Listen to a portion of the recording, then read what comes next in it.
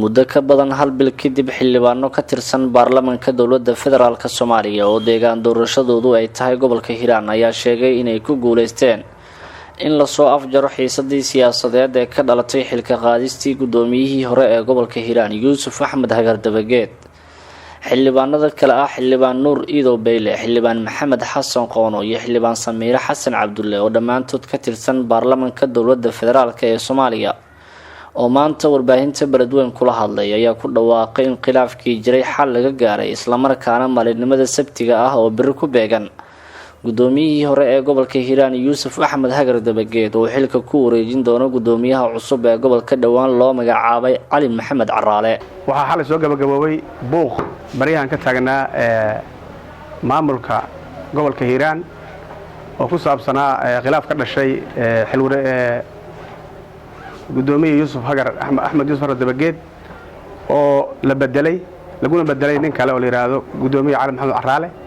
nasiib wanaag muddo bil ku dhow waxaa noo suuro gashay in ay xalay khilaafkaas u dhamaado laguna gabagabeeyo si nabadgelyo ah insha Allah ta'ala. waxaan filaynaa in biri xil wareejin ka dhacdo maamulka gobolka laguna wareejiyo gudoomiye cusub.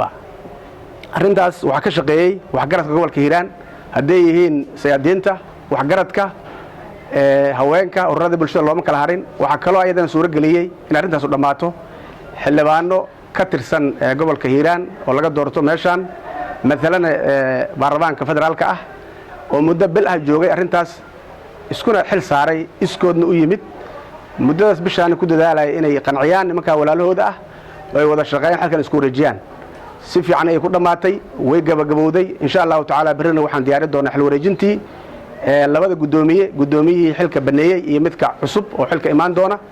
waxaan rajaynaynaa in dadweynaha gobolka Hiiraan say u dheeyeen ay la shaqeeyaan maamulka cusub maamulkii horena ay sugootiyaan si nabadgelyo ah. marka insha Allah ta'ala waxaan leeyahay gudoomiyaha cusubne nin wax qabto oo umadiisa iyo dadkiisa qanciyo oo bulshada madaxda looga dhigo soo dhaweeyo ayaan u rajaynaynaa. Yuusufna yani waa xilka wareejin haduu ilaa Britole insha Allah ta'ala waa joogi doona xafladaas. waxaan leenahay guul iyo barwaaqo iyo bashbash iyo caafimaad ku dhamaatay rajeen ay ku dhamaatay hawshaas sidii la rabay ku dhamaatay walaalnimo ku dhamaatay isafgarad ay ku dhamaatay ragaas way isu yimaadeen wixii ka dhaxeeyay way iska cafiyeen. madaxweynaha Yuusuf Dabageed waa sugeeyeen wixii ka dhaxeeyay iska cafiyeen. waxa diyaar hadda loo yahay wada shaqeyn iyo walaaltinimo iskaashi. xildhibaanada garab istaagnaa anagu dhammaan xildhibaanadii baxay iyo kuwa hadda jooga waxaan ka nahay wakiil waayo iyaga hawsha noo qatagay ninba oo dano yeeshay dantaasna wadan oo mid caam ahaato mid gaar ahaatee annaga ayaa mas'uul ka ah wakiilka ah oo wixii aan qabanay waxaan qabanay iyaga la qabtay wixii aan qaban weynana saasay noola qaybsan lahaayeen laakiin hadda guul bay ku dhamaatay. ina la dhaafi weysay in maamulkii la magacaabay iyo kii hore u joogay ay xilkiisa nabadgelyo isugu wareejiyaan maxay ahayd toole meeshaasna ay isafgarad iyo wanaag iyo walaaltinimo ay ka bilaabato. runtii madaxweynaha aad baan ugu mahadcelinayaa inta muddadan halkan joognay. runtii aad buu noogu dabacsanaay wuuna dhageysanayay intaas aadna wuu noola shaqeynayay asagana aad baan ugu mahadcelinaynaa maxaa yeelay guushanba ma gaari lahaynin haddii aanan maxaa la dhahaa dhaganuglaantaas aysan jiri lahayn.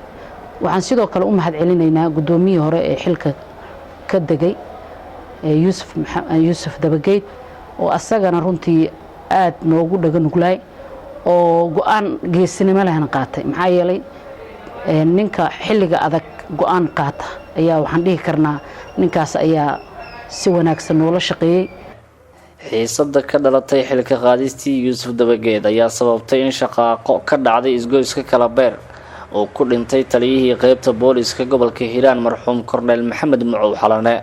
khilaafka siyaasadeed ee ka dhashay xilka qaadistii gudoomiye Yuusuf Axmed Hagar Dabageed ayaa soo maray heerar kala duwan balse ugu dambeyn waxaa suuro gashay in qaab uu sadhiig ku daadanin arrinta lagu xalliyo.